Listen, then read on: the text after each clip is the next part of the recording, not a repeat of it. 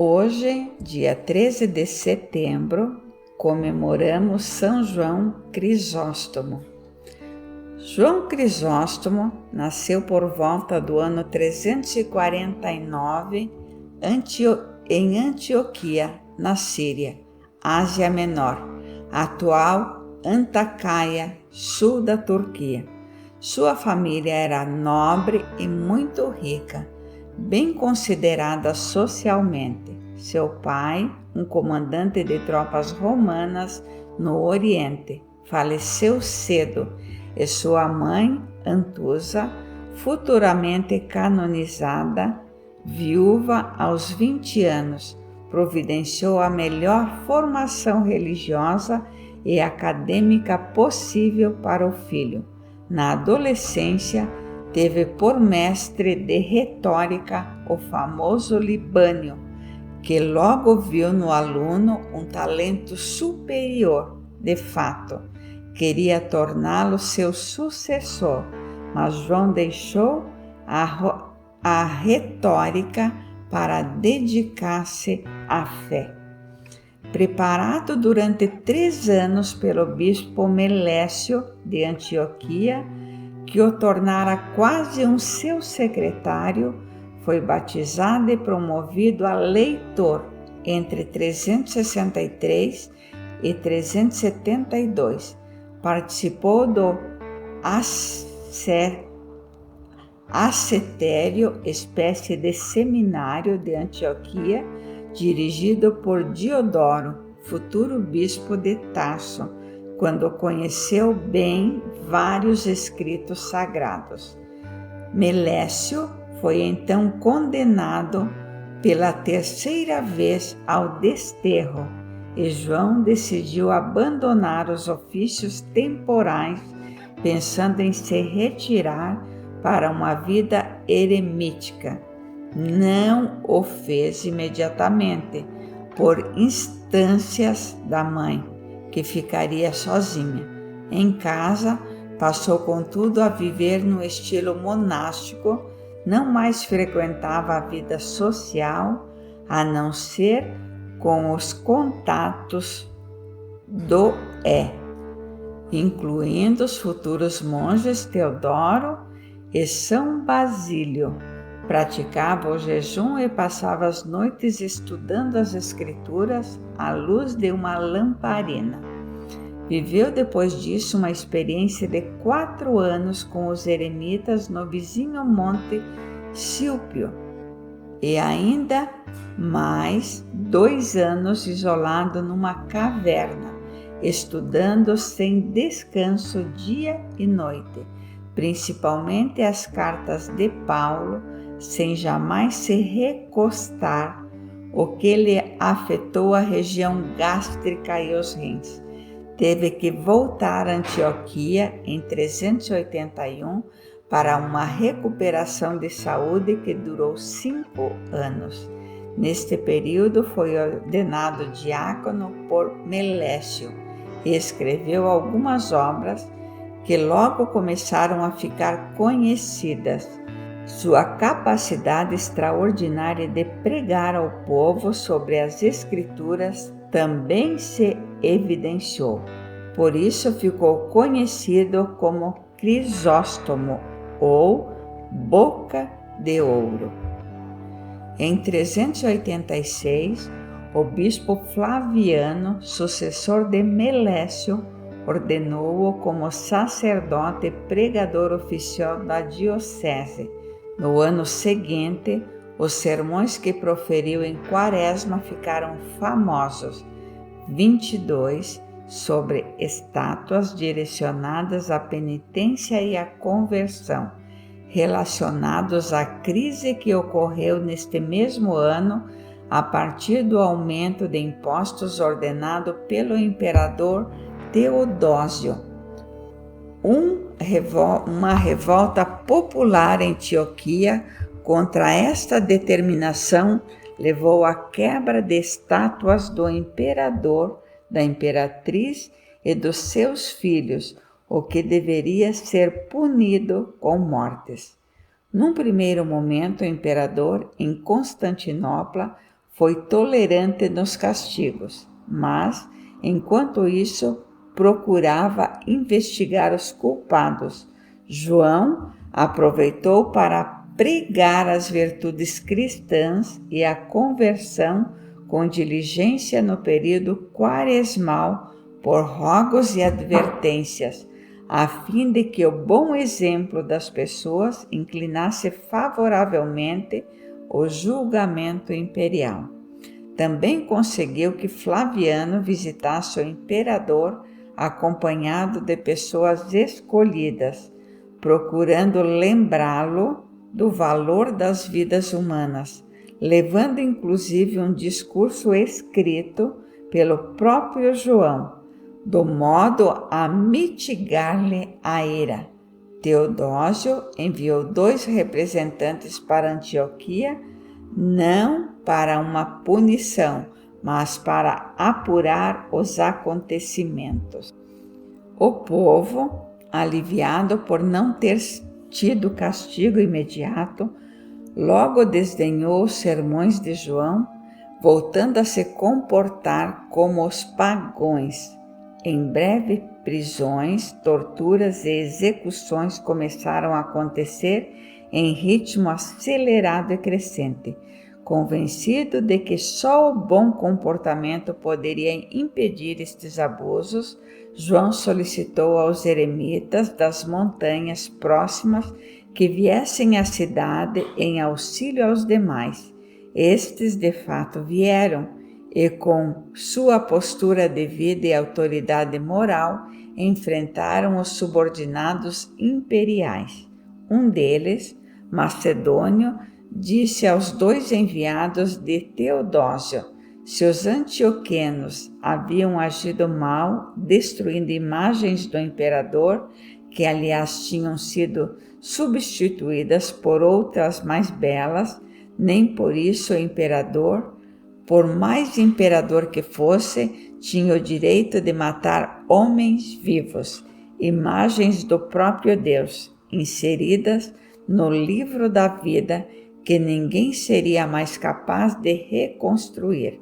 João havia convocado também monges e todo o clero de Antioquia e cidades vizinhas que se ofereciam para morrer no lugar dos condenados, de modo a que terminasse a matança. Foram então suspensas temporariamente as execuções, para que se consultasse o imperador. Finalmente, o bispo Flaviano, depois de inúmeros obstáculos, pôde ler para Teodósio o discurso de João, que enfatizava o valor infinito do perdão.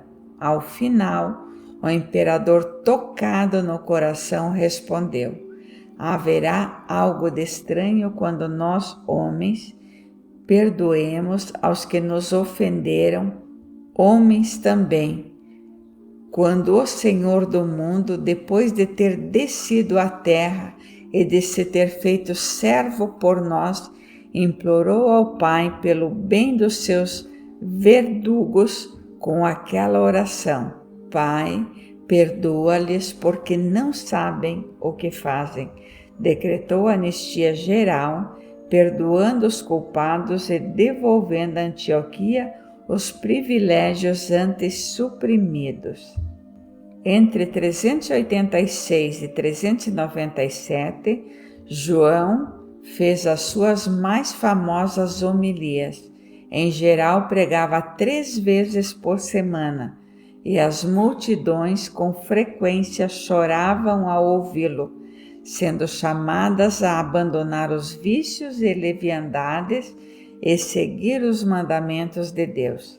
Mas em 397, falecendo o bispo Nectário de Constantinopla, João foi chamado para substituí-lo por causa da fama das suas palavras, sendo sagrado de má vontade pelo patriarca Teófilo de Alexandria. Constantinopla, a capital com sua corte, era neste tempo a mais desenvolvida cidade do império, mas também nos vícios e vontades mundanas.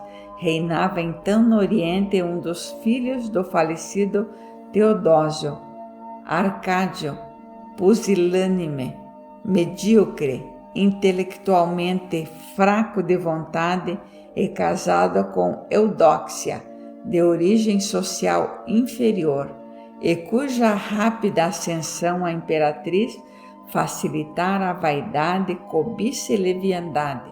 O governo era exercido realmente por Eutrópio, um eunuco do tempo de Teodósio, que chegara ao cargo de camareiro-mor, com poderes do primeiro-ministro, e a quem se subjeitava o casal imperial. Era ambicioso, de péssima conduta moral, ganancioso, e articulara o casamento de Eudóxia, sua protegida. João verificou o lamentável estado de baixeza espiritual e moral da corte da cidade. E, infelizmente, também do clero.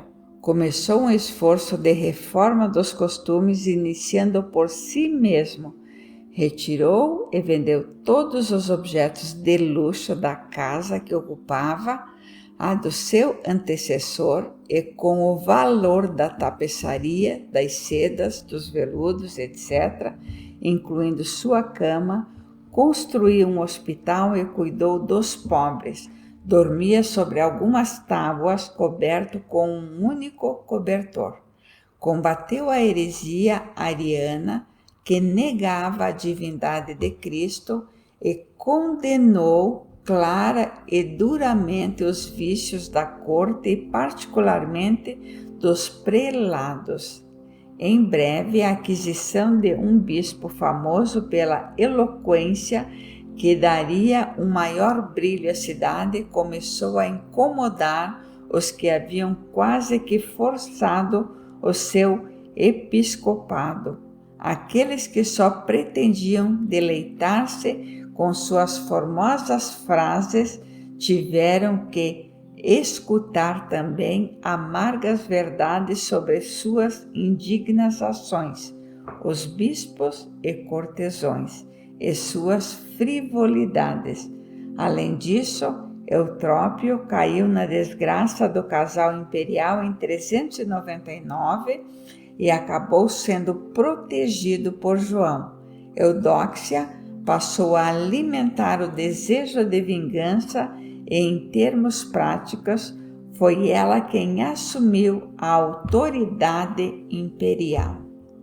João Crisóstomo não apenas condenava verbalmente o luxo e a depravação da corte e os privilégios abusivos, a indolência e os vícios do clero, mas tomou medidas práticas no que podia fazer contra estes desvios. Assim, removeu muitos padres indignos e também 6 bispos, incluindo o de Éfaso. Cada vez mais ostensivamente, a nobreza e o clero passaram a hostilizá-lo.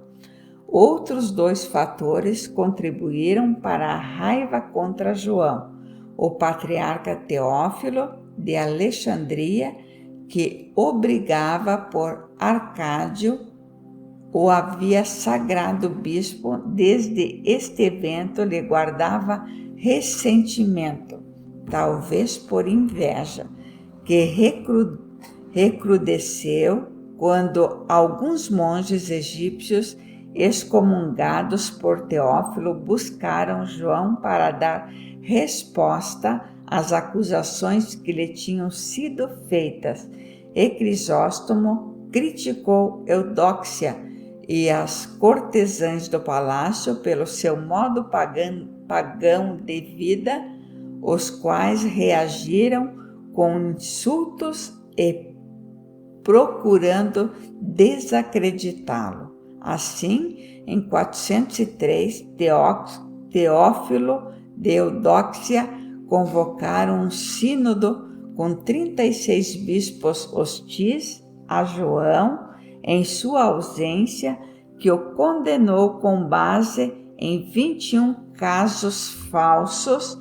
O imperador Ardósio, já induzido à má vontade para com ele, condenou-o ao exílio na Bitínia, antiga região do noroeste da Ásia Menor, na costa do Mar Negro, hoje Anatólia, na Turquia. Este foi um exílio muito curto, por causa da indignação popular que assustou a imperatriz e proporcionou o seu regresso. Curto, porém, foi o período de calma. 2 espetáculos e festas inadequados e a imposição de uma estátua de prata de Eudóxia. A poucos metros da catedral, seguiram-se apenas 2 meses depois. João tornou a criticar duramente estes excessos e logo seus opositores o acusaram de afronta à imperatriz. A resposta de João foi uma homilia condenando claramente festas pagãs em honra de imperadores cristãos, assentando que já se enfurece novamente Herodíades, novamente se comove, dança de novo e mais uma vez pede a cabeça de João numa bandeja. Diante da controvérsia, Ardósio o proibiu de exercer as funções eclesiásticas e ordenou sua reclusão dentro da igreja. Crisóstomo, contudo, não podia, em consciência, deixar de celebrar as cerimônias da Semana Santa que se aproximavam, e houve violência durante os batizados na vigília pascal. Por causa disso, João foi novamente exilado, não sem denunciar ao Papa, por carta, os acontecimentos. Partiu em 404 para Cucuza, na Armênia, ao leste da atual Turquia, região entre o Mar Negro e o Mar Cáspio. Mesmo a esta distância, sua comunidade de Antioquia deslocou-se em peregrinação para encontrá-lo, o que provou a ira ainda maior de seus inimigos. Estes instigaram Arcádio, o imperador, às visitas dos fiéis, transferindo João para Pitstiu, atual Pitsnuda, na Geórgia, às margens do Mar Negro, o que equivalia a uma condenação à morte. De fato, a caminhada a pé, sob clima e terreno rigoroso, exauriram a ele. Chegou moribundo a Comana Pontica, na atual Turquia.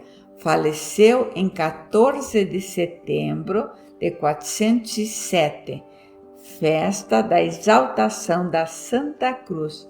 Por isso, sua festa é comemorada um dia antes, na capela do mártir São Basilisco, onde foi sepultado. Em 438, seus restos mortais foram translatados para Constantinopla, sob o imperador Teodósio II, filho de Arcádio e Eudóxia, que durante o cortejo, com o rosto apoiado no caixão, pedia a João Crisóstomo perdão para os seus pais. São João Crisóstomo é doutor da Igreja, padroeiro do Concílio Vaticano II e senão o primeiro, dos maiores oradores católicos da história. Sua obra escrita é quase toda conservada e inclui 17 tratados, mais de 700 homilias autênticas, grande parte delas sobre São Paulo e 241 cartas. Seu livro mais famoso é Sobre o Sacerdócio, clássico de espiritualidade monástica. Vamos à reflexão. São João Crisóstomo teve a oportunidade de conhecer a filosofia e a retórica, mas nem por isso se deixou levar pelas seduções das igrejas e palavras vazias, ainda que bem organizadas e apresentadas. Ao invés disso, aproveitando o que pôde ser do valor instrutivo dessas concepções humanas, dedicou-se ao estudo das matérias que têm concluído verdadeiras palavras de vida eterna e buscou a convivência com mestres e companheiros santos. Daí que pôde também ensinar na teoria e na prática a coerência necessária entre os preceitos de Deus e a vida dos batizados na igreja. Algo que mesmo imperadores ditos cristãos, pessoas ditas fiéis e ainda membros do clero não se prontificaram a seguir, preferindo dedicar-se a um modo de vida que, por assim dizer, propõe festas pagãs em honra de nomes cristãos. O panorama do século IV parece muito atual na cristandade do século XXI. E as perseguições a quem quer seguir o pastor mudam só na aparência. Os inimigos querem sempre manter longe dele as ovelhas, manobrando para matá-lo e para os manterem em cativeiro, impedidas de encontrá-lo, senão pelas distâncias geográficas, por aquelas ideológicas, midiáticas, etc. Muita ênfase se dá a São João Crisóstomo. Nos seus escritos, a educação infantil, fase da vida onde se sedimentaram as virtudes e onde esta coerência fundamental entre as ideias e o agir precisa ser estabelecida com firmeza, e seus maravilhosos escritos e sermões, pelos quais é mais conhecido, não teriam o mesmo valor se ele não agisse conforme pregava. Tomou providências concretas para ajudar os necessitados, desfazendo-se de bens para construir um hospital, enviou uma embaixada para obter clemência do imperador para as pessoas de sua cidade, convocou a ajuda de eremitas e monges, e assim conseguiu salvar vidas e almas, obtendo de Teodósio a sua belíssima compreensão do perdão, da valorização da santidade individual. São João Crisóstomo propõe a construção, sempre em coerência, da estrutura social, conforme escreve nos seus comentários aos dos apóstolos, baseada não mais na antiga polis grega, onde eram dados valores diferentes a pessoas de distintas camadas sociais e a prática era superior ao indivíduo, mas sim no modelo da igreja primitiva, onde cada ser humano tem o mesmo valor intrínseco do Filho de Deus e, por consequência, como verdadeiros irmãos. Procuram conviver com equilíbrio baseado no amor, estruturando assim a organização sucessivamente das famílias, das comunidades e das nações. Neste sentido, ele é um inspirador da doutrina social da Igreja que organiza esta vida em função da nossa verdadeira polis, pois somos cidadãos do céu. João não era político, nem politicamente correto, por isso exerceu com clareza, honestidade e coerência o seu sacerdócio e o seu bispado, por isso sofreu, já que se enfurece novamente Herodíades, mas hoje está na glória de Deus. Não se pode ceder a respeitos humanos diante dos que agridem a Deus, a Igreja, a verdade que é Cristo, e põe em perigo a salvação das almas. Conhecimento da verdade e retidão de vida. A coerência entre elas é o cerne de toda a pregação do Crisóstomo. É a nossa obrigação e salvação cristã. Festejemos como ele a nossa ida para a verdadeira polis na exaltação da Santa Cruz, ápice da congruência entre a criação e a redenção. Oração. Te convido a fazer comigo a oração de São João Crisóstomo.